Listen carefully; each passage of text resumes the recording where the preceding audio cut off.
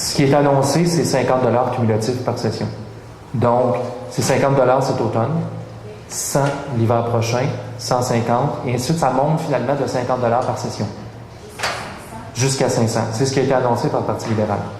Ma lecture politique, là bien sûr c'est mon opinion, c'est pas étranger à ce qui s'est fait ailleurs dans d'autres provinces au Canada, entre autres certaines propositions de l'Ontario. Où est-ce qu'on commence tranquillement? On y va mollo, dégel, progressif, et on voit comment ça se passe.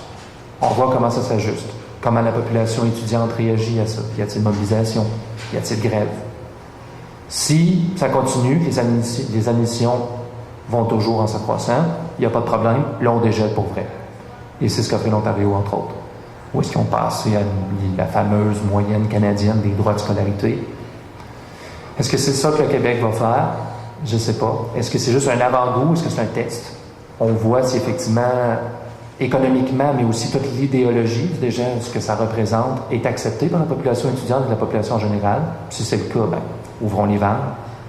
Parce qu'en fait, le dégel des droits de scolarité, c'est une mesure de financement privé. Donc, le financement de l'éducation repose sur l'individu. Et il s'inscrit en directe opposition avec le financement qui est public.